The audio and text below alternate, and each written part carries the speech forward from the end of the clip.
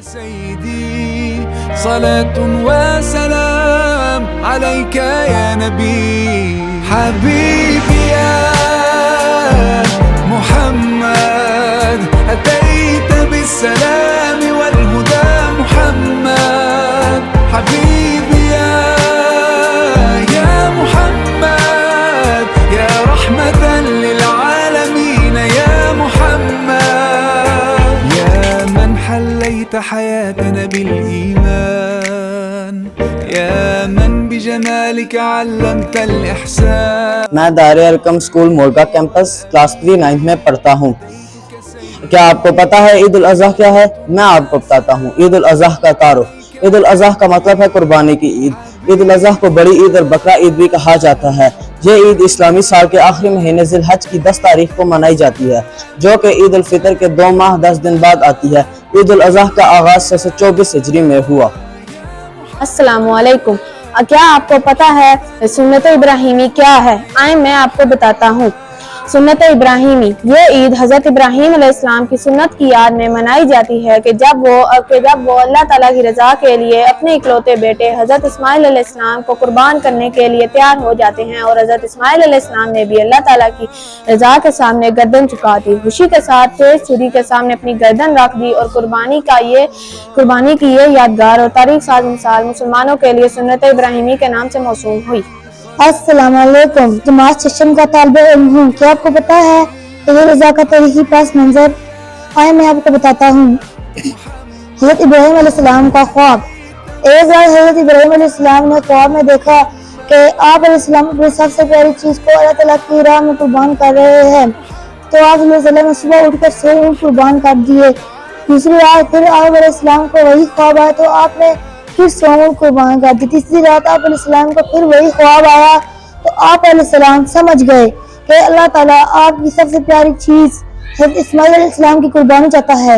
جب آپ علیہ السلام نے یہ خواب اپنے بیٹے اسماعیل علیہ السلام حضرت اسماعیل علیہ السلام کو سنایا اور پوچھا بیٹا تمہارا کیا خیال ہے؟ حضرت اسماعیل علیہ السلام نے جواب دیا ابا جان آپ اللہ تعالیٰ نے جو آپ کو حکم دیا ہے اس کو پورا کر دیجئے. انشاءاللہ آپ مجھے صبر کرنے والوں میں سے پائیں گے. حضرت ابراہیم علیہ السلام اپنے بیٹے کی یہ فرمانبرداری دیکھ کر بہت خوش ہوئے. میں آج آپ کو حضرت اسماعیل علیہ السلام کی فرمانبرداری بتاؤں گا. اور حضرت ابراہیم علیہ السلام حضرت اسماعیل علیہ السلام کو ساتھ لے کر جنگل کی طرف روانہ ہو گئے. راستے میں شیطان نے حضرت اسماعیل علیہ السلام کو بہکانے کی کوشش کی لیکن حضرت اسماعیل علیہ السلام اس کی باتوں میں نہ آئے. جنگل پہنچ کر حضرت ابراہیم علیہ السلام نے اپنے لخت جگر کو زمین پر ذبح کرنے کے لیے لٹا دیا. حضرت اسماعیل علیہ السلام نے عرض کی ابا جان آپ میرے ہاتھ اور پاؤں رسی سے باندھ دیں اور مجھے منہ کے بل لٹا دیں اور اپنی آنکھوں پر بھی پٹی باندھ لیں. کہیں ایسا نہ ہو کہ آپ کی نظریں مجھ سے ملیں اور آپ کو ترس آ جائے. حضرت ابراہیم علیہ السلام نے ایسا ہی کیا اور پھر اللہ کا نام لے کر چھری حضرت اسماعیل علیہ السلام کے گلے پر چلا دی اور بھرپور زور لگایا لیکن چھری حضرت اسماعیل علیہ السلام کے گلے پر نہ چلی. اللہ تعالیٰ نے حضرت جبرائیل علیہ السلام کے ذریعے وہاں دمبا بھیج دیا اور دمبا ذبح ہو گیا. جب حضرت ابراہیم علیہ السلام نے اپنی آنکھوں سے پٹی کھولی تو دیکھا کہ حضرت اسماعیل علیہ السلام صحیح سلامت کھڑے ہیں اور دمبا ذبح ہوا پڑا ہے. تاریخ اسلام میں اس مقدس واقعے کی یاد میں تمام اہل اسلام ہر سال اس سنت کی یاد میں عید الاضحیٰ مناتے ہیں اور قربانی کرتے ہیں. السلام علیکم. میں دار ارقم اسکول مورگا کیمپس کلاس 3 9 میں پڑھتا ہوں. کیا آپ کو پتا ہے مناسک حج کیا ہے؟ میں آپ کو بتاتا ہوں. عید سے پہلے صاحب استطاعت لاکھوں مسلمان مکہ مکرمہ میں حج کا فریضہ ادا کرتے ہیں. ذی الحجہ کی 9ویں تاریخ کو میدان عرفات میں جمع ہو کر فریضہ حج ادا کرتے ہیں. عید کا دن منع میں گزارتے ہیں اور اللہ کی راہ میں جانور قربان کرتے ہیں. السلام علیکم. میں دار ارقم اسکول مورگا کیمپس کلاس 9 کا اسٹوڈنٹ ہوں. کیا آپ کو پتا ہے کہ قربانی کے گوشت کے کتنے حصے ہیں؟ آئیے میں آپ کو بتاتا ہوں. قربانی کے گوشت کے 3 حصے ہیں. پہلا حصہ اپنے لیے, دوسرا حصہ رشتہ داروں کے لیے اور تیسرا حصہ غربا مساکین کے لیے ہوتا ہے. کلاس 5 کا اسٹوڈنٹ ہوں. کیا آپ کو پتا ہے کہ قربانی کا جانور کس طرح کا ہونا چاہیے اور اسعار کا درس کیا ہے؟ قربانی کا جانور بیمار اور لاغر نہیں ہونا چاہیے بلکہ صحت مند ہونا چاہیے. جن جانوروں کی قربانی کی جاتی ہے ان میں گائے, بیل, اونٹ, دمبا اور بکرا وغیرہ شامل ہے. اس عید کا مقصد ہی اسعار اور قربانی کا درس دینا ہے. 5 کلاس میں پڑھتا ہوں.